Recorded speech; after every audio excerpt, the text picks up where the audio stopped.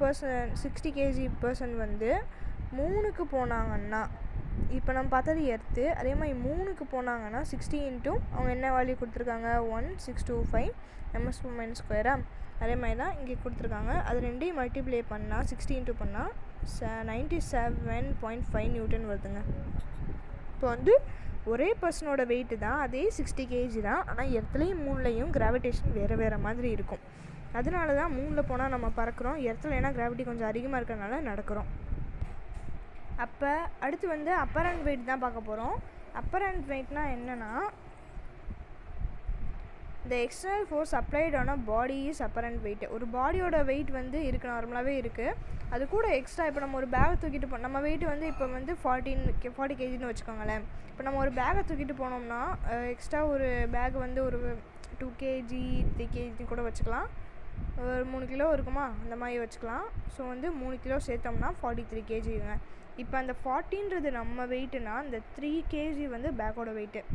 So வந்து அந்த 40ன்றது தான் வந்து நம்ம வெயிட்டு, அந்த 3 kg தான் வந்து எக்ஸ்டர்னல் வெயிட், அதாவது அப்பரண்ட் வெயிட்டு. இப்போ புரிஞ்சா உங்களுக்கு? அடுத்த டாபிக் வெயிட்லெஸ்னஸ். நீங்கள் வெயிட்லெஸ்ஸாக உணரும்போது எப்போ உணருவீங்க? ரோலர் கோஸ்டர் போயிருக்கீங்களா? சரி, ரோலர் கோஸ்டர் கூட நிறையா பேர் வந்து போயிருக்க மாட்டாங்க. ஜெயின் ஃபீல்டு கண்டிப்பாக எல்லாருமே போயிருப்பீங்க இல்லையா? இந்த ஜெயின் ஃபீல்டில் நம்மளோட போகும்போது நம்ம ஒரு மாதிரி வெயிட்டே இல்லாமல் உணருவோம், ஒரு மாதிரி பறக்கிற மாதிரி உணவுறோம், ஃபீல் பண்ணுவோம் இல்லையா? அதுதான் வந்து வெயிட்லெஸ்னஸ். அந்த மாதிரி பெரிய பெரிய ராட்டினத்துலலாம் போகும்போது பறக்கிற மாதிரி ஃபீல் பண்ணுவோம், அதுதான் வெயிட்லெஸ்னஸ். அடுத்து இந்த பாக்ஸ் பாருங்கள். லிஃப்ட் ஃபஸ்ட்டு கேஸ் என்ன சொல்கிறான், இதில் மொத்தம் 4 கேஸ் இருக்குது. ஃபஸ்ட்டு கேஸ் வந்து lift is moving upward with an acceleration a, lift is moving downward with an acceleration a அப்படின்னு சொல்கிறாங்க.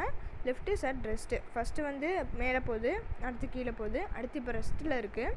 இப்போ வந்து ஃப்ரீயாக வந்து கீழே போய்கிட்டுருக்கு, அதாவது லாஸ்ட் கிரவுண்டுக்கு போயிட்டுருக்கு அப்படின்னு சொல்கிறாங்க. இப்போ வந்து ஆர் பாருங்கள், R is equal to weight, R minus weight, R minus W is equal to F net is equal to MA அப்படின்னு கொடுத்துருக்காங்க. R minus W is equal to F net is equal to MA mass into acceleration. அதே மாதிரி R இப்போ வந்து R இங்கிட்டு வந்துருச்சு, wait வந்து அங்கிட்டு போயிடுச்சு. அப்படி இப்போ ஃபோர்ஸுக்கு எஃப் நட்டுக்கு பதிலாக வெயிட் இங்கிட்டு போயிடுச்சுன்னா R is equal to W plus MA. இங்கிட்டு இருக்க மைனஸ் இருக்கு இல்லையா, ஸோ அங்கிட்டு போகும்போது ப்ளஸ் ஆகிடும். So R is equal to mg, அதாவது mass into gravitation plus ma. இப்போ வந்து 2 எம்ஏ ஒன்றா எடுத்துடலாமா? ஸோ ஒன்றா எடுத்துட்டா R is equal to mg plus a. இதான் வந்து ஷார்ட் ஃபார்முலா. இப்போ செகண்ட் அதே மாதிரி தான், W minus R F net is equal to ma. இது மாதிரி இங்கிட்டு வந்துடும், இங்கிட்டு வந்து மைனஸில் இருக்குது, இங்கிட்டு வந்துடும், இங்கிட்டு வரும்போது மைனஸில். ஆனால் இங்கிட்டு வரும்போது இது டவுன்வர்டில் போகிறதுனால இங்கிட்டும் வந்து மைனஸில் தான் இருக்கும். ஸோ எம்ஜி அதே மாதிரி எடுத்து வெளியே வந்து போட்டாங்க, இது எம்.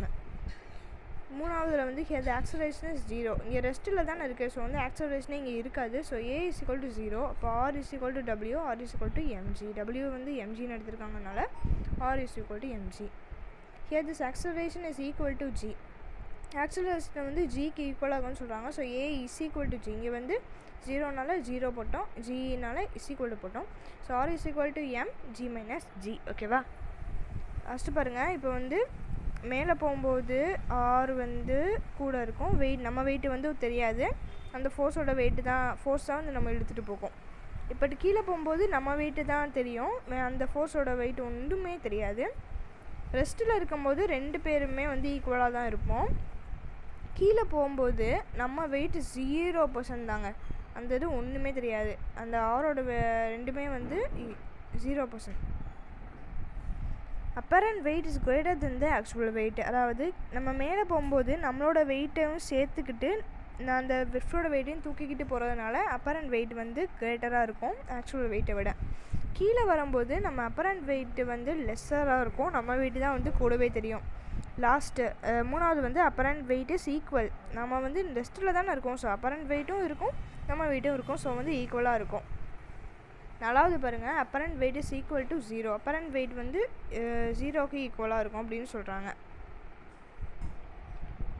இது பாருங்கள், வெயிட்லெஸ்னஸ் ஆஃப் த ஆஸ்ட்ரோனட்ஸ்னு கொடுத்துருக்காங்கங்க. அதாவது ஸ்பேஸை ட்ராவல் பண்ணுறவங்களெல்லாம் வெயிட்லெஸ்னஸாக தான் உணருவாங்க, ஏன்னா ஸ்பேஸில் வந்து கிராவிட்டியே இருக்காது. So astronauts are not floating but falling freely around the earth due to their huge orbital velocity. நம்ம ஆர்பிட்டல் வெலாசிட்டி வந்து ரொம்பவே ஹியூஜாக இருக்கிறதுனால ஆஸ்ட்ரோனட்ஸ் வந்து அதாவது மிதக்குறாங்கன்னு சொல்ல மாட்டாங்களாம், ஆனால் வந்து ஃப்ரீயாக ஃப்ளோட் பண்ணுறாங்க அப்படின்னு சொல்லுவாங்களாம்.